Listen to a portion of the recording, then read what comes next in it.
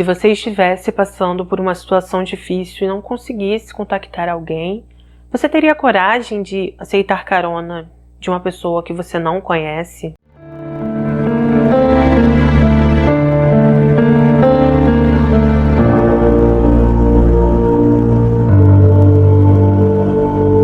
Conheçam Susan. Ela nasceu no dia 13 de fevereiro de 1968. Ela era uma mulher de 19 anos que vivia com sua família em Minnesota, Estados Unidos. Susan foi descrita por ser uma pessoa alegre, amável e um tanto ingênua também. As pessoas que falaram sobre ela disseram o quanto ela era animada, que gostava de cantar no coral da igreja que frequentava, que falava espanhol fluentemente e que tinha muita facilidade em lidar com as pessoas. Quando Susan estava com 6 anos, seus pais se separaram. A partir daí, ela passou a morar somente com sua mãe Kate e sua irmã mais nova Christine, porém nas matérias não se diz se o pai continuou tendo contato com elas ou se ele fez questão de fazer parte da vida das filhas. Quando Susan estava com 17 anos, ela começou a cursar psicologia na Universidade de Minnesota, ficou estudando nesse local por mais ou menos um ano, só que ela começou a sentir muitas saudades de casa, saudades da mãe e da irmã também, e então ela percebeu que ela ainda não estava preparada para viver tudo aquilo, decidiu largar tudo e voltou para casa. Assim que voltou para casa, Susan começou a trabalhar em 2 empregos. Ela trabalhava em 2 lojas de departamento que ficavam no mesmo shopping. Ela não tinha dificuldade em transitar entre esses 2 empregos, já que eles ficavam no mesmo local. E por isso, todos os dias, ela acordava pela manhã, ia para o primeiro trabalho, depois para o segundo, e na maioria das vezes, ela sempre voltava para casa na parte da noite. No dia 19 de janeiro de 1988, Susan estava trabalhando nesse segundo emprego. Às 4 horas da tarde, ela ligou para a mãe, disse que assim que terminasse seu expediente, ela ia direto para casa, que naquele dia ela estava com muita vontade de ver filmes e comer pipoca com a mãe e com a irmã, e que por isso, assim que saísse dali, ela logo estaria em casa. Às 9 horas da noite, quando terminou o expediente de Susan, segundo seus colegas de trabalho e seu supervisor, ela fez algo diferente do que estava acostumada a fazer. Susan foi até o banheiro, trocou a roupa que estava utilizando, que era um terninho vermelho de calça e com um casaco vermelho, por uma saia curta e um suéter.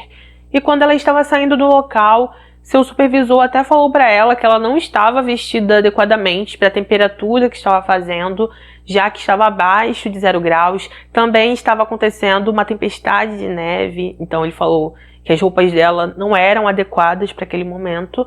Só que Susan não deu confiança para ele, apenas acenou e continuou em direção ao estacionamento onde seu carro estava. Susan detestava tempestades de neve porque ela sabia que as ruas ficavam cobertas e ela ia ter dificuldade para dirigir.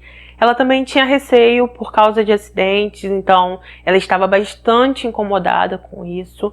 Mas assim que ela se aproximou do carro, ela limpou a neve dele, ligou por alguns minutos para aquecer o motor, depois entrou e começou o seu percurso, o mesmo percurso que ela fazia todos os dias para casa. Do seu trabalho até sua casa eram mais ou menos 10 quilômetros. Então, quando Susan percorreu mais ou menos 9 quilômetros, ela notou que algo diferente estava acontecendo com seu carro. Ela percebeu que estava saindo fumaça, ficou com medo de que algo pudesse acontecer. Então, como ela estava perto de um posto, ela dirigiu até esse posto, parou e após isso ela saiu para ver o que tinha errado com seu carro. Após isso, algumas horas se passaram. Às 11 horas da noite, a mãe e a irmã de Susan acharam estranho porque ela ainda não tinha chegado em casa. Como elas sabiam que Susan não ia parar em local algum, elas decidiram ligar para a polícia, disseram o que estava acontecendo, que estavam preocupadas de que ela pudesse ter sofrido algum acidente de carro ou que simplesmente ela estava presa por causa da neve. Após isso, elas deram a descrição sobre o carro de Susan, disseram qual era a cor, marca, placa, falaram também sobre como Susan era, as roupas que ela estava usando aquele dia. E após isso, o policial pegou uma viatura, começou a percorrer o caminho que a mãe de Susan indicou, que era a rota que ela fazia todos os dias. e não demorou muito, ele parou no mesmo posto que ela parou, encontrou o seu carro, só que como já tinha se passado das 11 da noite, no posto já não tinha mais ninguém, e nem Susan e nem outra pessoa estava naquele local. Com medo de que Susan tivesse caminhado sozinha em direção à casa, já que só faltava 1 quilômetro, o policial decidiu percorrer esse quilômetro bem lentamente para ver se a encontrava no meio do caminho. Mesmo fazendo isso e chegando até a casa de Susan, ele não conseguiu encontrar ela e então avisou a sua família. Na manhã seguinte, as buscas por Susan continuaram. Os policiais então foram até o posto de gasolina onde eles encontraram o carro dela.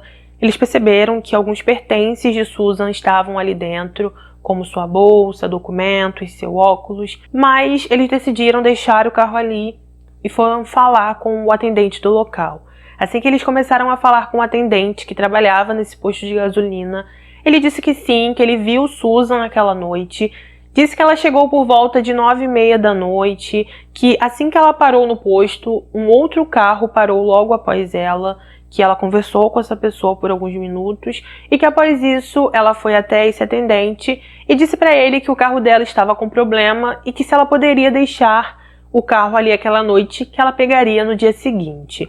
O atendente então disse que tudo bem, mas antes ele pediu que Susan colocasse o carro dela em um outro local, assim ela fez. Após isso, ela acenou para esse atendente, disse que estava indo embora, e então esse atendente viu ela conversando com essa pessoa que estava dentro do carro, que era um homem, e após alguns minutos, ele também viu Susan entrar nesse carro. Assim que os investigadores perguntaram sobre aquele homem, o atendente disse que ele tinha um carro de cor clara, falou também que ele aparentava estar sujo, porém que ele não tinha prestado atenção o suficiente para saber o modelo e nem a placa daquele carro. De acordo com ele, o homem tinha cabelo castanho claro encaracolado, falou que o cabelo dele era na altura dos ombros, que estava com a barba por fazer, parecia alto, bem vestido e que usava uma jaqueta de couro. O atendente ainda disse que, antes de entrar no carro, ele viu Susan conversar por uns minutos com aquele homem e que após isso ela entrou no carro e eles saíram. Depois que os policiais descobriram que Susan entrou nesse carro voluntariamente, eles basicamente encerraram as investigações.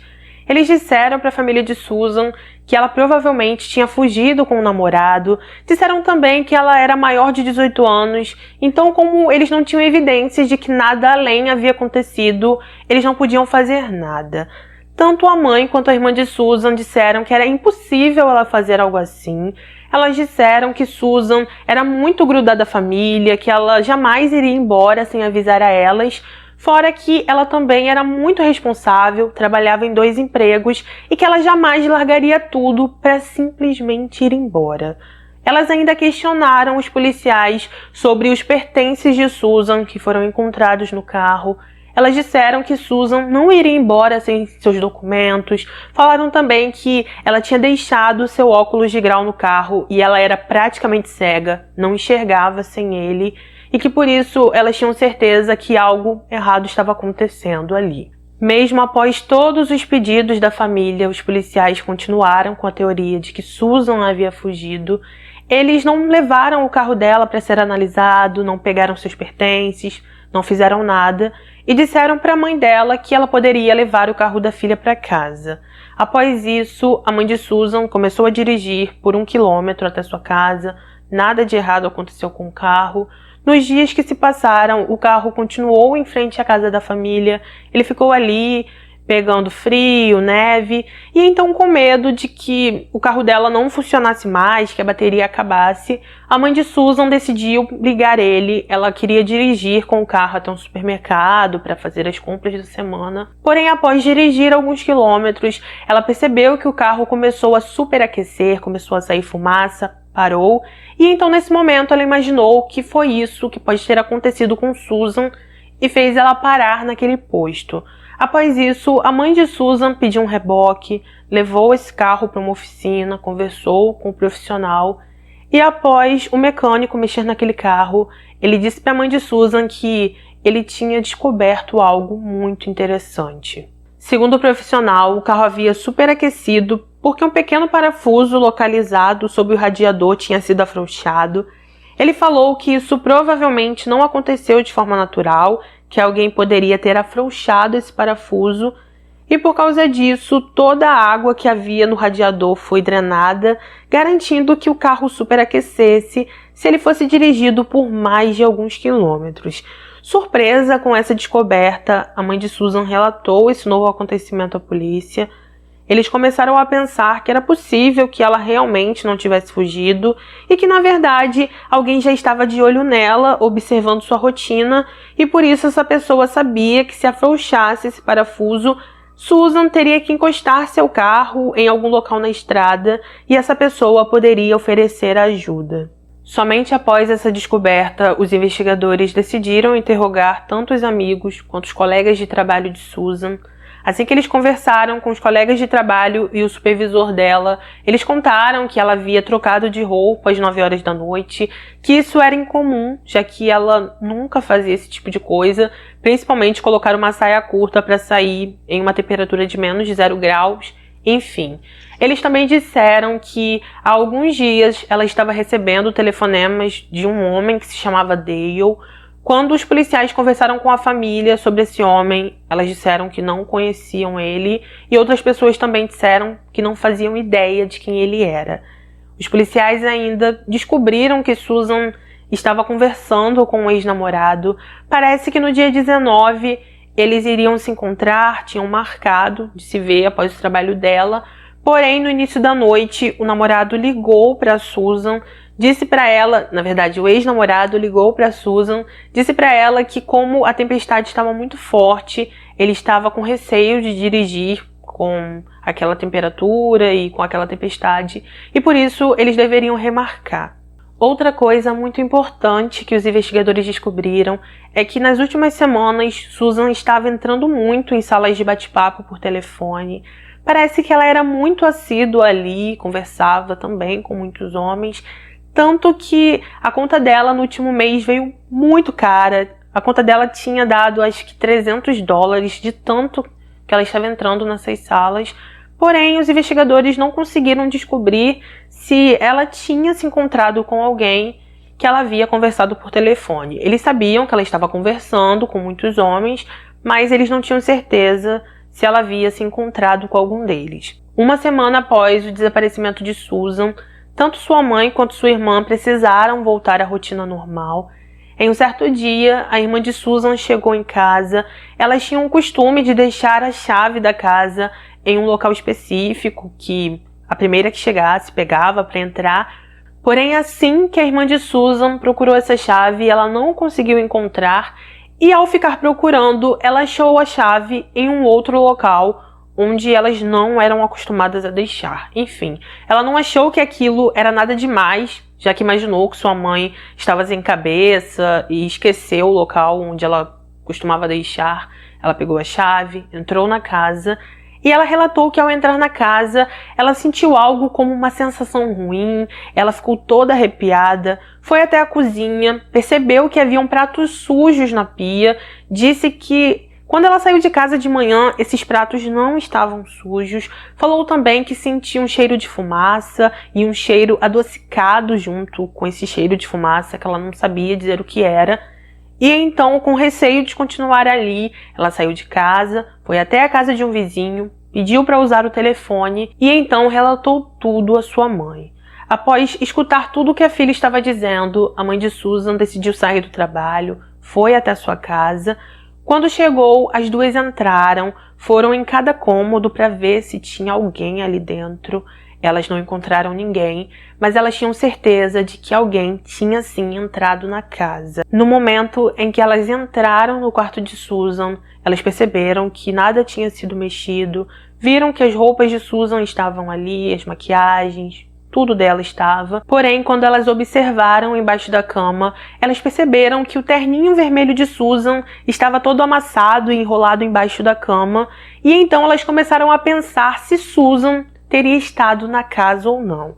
Com isso, elas decidiram ligar para a polícia novamente. Elas informaram o que havia acontecido, disseram que provavelmente alguém esteve na casa, que elas não sabiam se era Susan ou se era o homem que tinha saído com ela no dia 19, os policiais disseram para a mãe de Susan que provavelmente foi ela quem esteve na casa, que isso só confirmava o fato de que ela tinha ido embora voluntariamente, que ela esperou o momento em que a mãe estivesse trabalhando e a irmã estivesse no colégio para voltar em casa e mexer em suas coisas. A mãe de Susan enfatizou que tudo dela estava na casa, que ela não tinha levado nada, que seus perfumes, maquiagens e roupas ainda estavam lá. Porém, os policiais continuaram dizendo que isso só confirmava a teoria deles e em nenhum momento eles foram até a casa, pegaram digitais na maçaneta ou verificaram o local.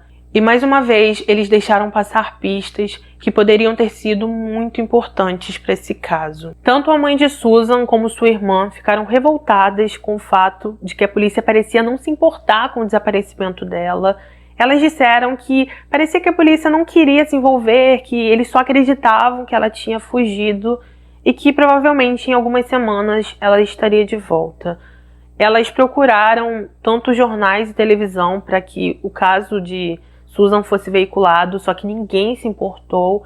Percebendo isso, elas começaram a distribuir panfletos, cartazes, ofereceram $25 mil para que alguém aparecesse com alguma informação relevante. Porém, conforme as semanas se passaram, ninguém aparecia, meses se passaram, ninguém aparecia. E então a polícia disse que esse caso acabou esfriando e por isso eles decidiram arquivar. Somente em 2002 eles decidiram reabrir esse caso. Com isso, os investigadores pediram que a mãe e irmã de Susan fornecessem amostras de DNA para que, se algo novo acontecesse, eles tivessem essas amostras para poder confirmar. Elas forneceram.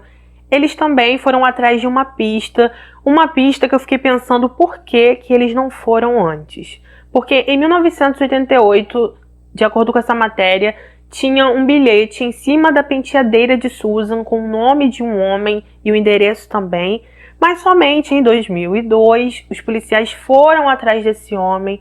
Parece que ele morava em Phoenix, eles conversaram com ele disse que não tinha nada a ver com essa situação, negou tudo, aceitou passar por um teste do polígrafo, porém, de acordo com os investigadores, ao final do exame, ele não passou no teste. Como eles não tinham nada concreto contra ele, não tinham provas, pistas, não tinham nada, esse homem acabou sendo liberado e esse caso mais uma vez foi fechado. Com o passar dos anos, de acordo com a polícia, eles continuaram observando os documentos de Susan para ver se ela usava em algum local.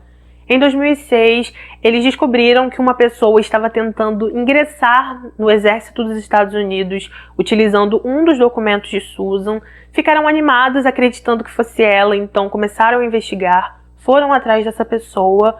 Porém, eles descobriram que, na verdade, se tratava de uma mulher. Essa mulher tinha pesquisado sobre a vida de Susan na internet, descobriu que ela estava desaparecida, pegou todas as informações dela, como o seu número de documento, seu nome, muitas coisas, e ela decidiu simplesmente roubar a identidade de Susan.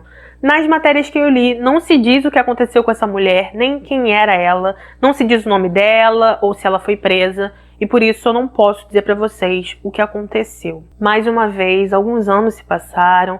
Em 2018, os investigadores decidiram reabrir novamente esse caso.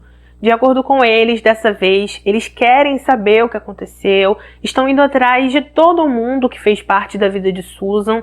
Disseram que mesmo pessoas que se mudaram de Minnesota para outras cidades, eles estão indo atrás, interrogando, porque eles querem saber o que aconteceu com ela para dar uma resposta para essa família. O investigador disse que ele acredita que alguém na cidade, alguém que conhecia Susan, sabe o que aconteceu. E é isso que dessa vez eles vão descobrir. Em uma entrevista, um dos investigadores do caso disse: "Já se passaram 30 anos, mas eu ainda penso nesse caso o tempo todo. Espero um encerramento pela família de Susan. Imagino o que eles devem estar passando depois de todos esses anos, em todo feriado e em todo aniversário." Outra coisa importante que eu preciso falar para vocês é que há pouco tempo, não sei dizer se foi em 2018 ou 2019, Mas a polícia decidiu pegar a calça que Susan usou no dia 19, aquela calça que ela usou no trabalho, que fazia parte do terninho. Mesmo se passando tantos anos e mesmo a irmã de Susan usando essa calça, através da tecnologia, eles acreditam que podem conseguir algo com ela e por isso eles a pegaram. Após todos esses anos, a família de Susan não para de procurar por ela.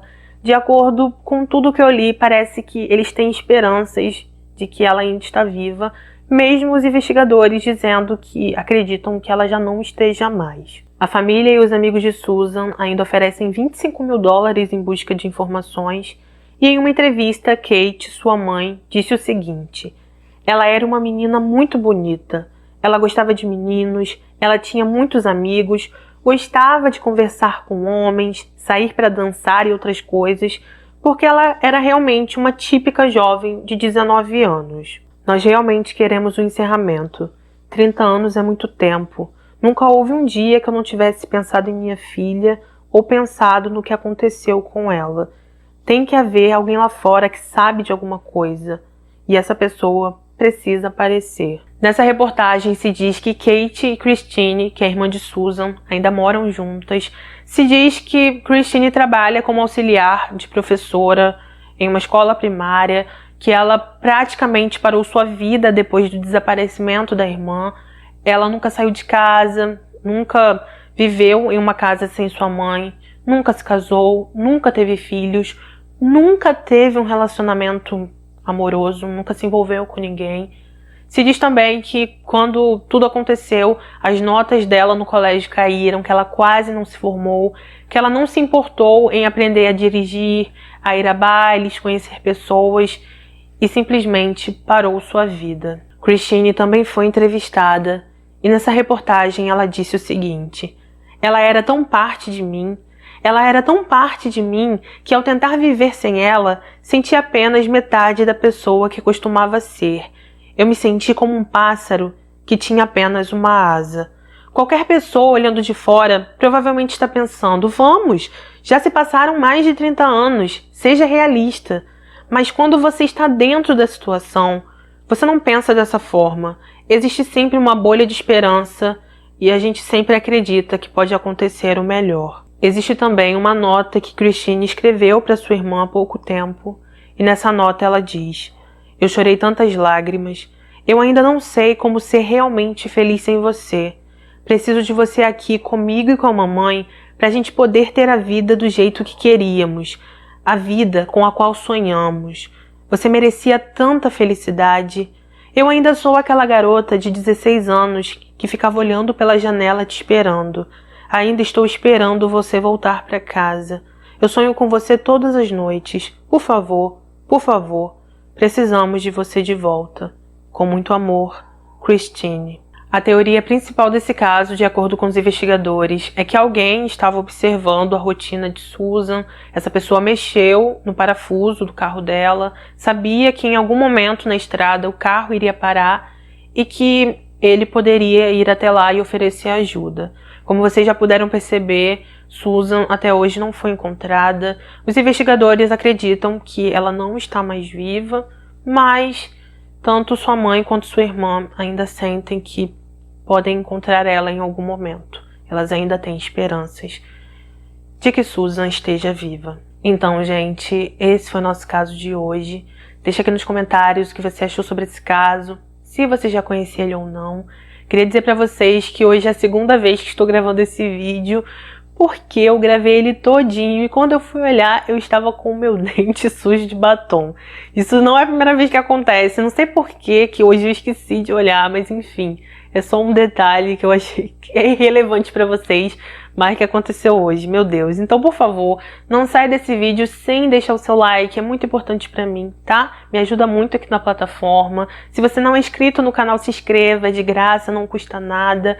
Ativa o sininho pra ser notificado dos próximos vídeos. Me segue lá no meu Instagram, @marissa.neves, porque lá você fica um pouco mais próximo de mim, eu posto um pouco do meu dia a dia, a gente se conecta ainda mais. Então, eu espero vocês lá também, tá? Lembrando que temos vídeos aqui 3 vezes por semana, a maioria das vezes é segunda, quarta e sexta, e eu espero vocês aqui para um próximo vídeo.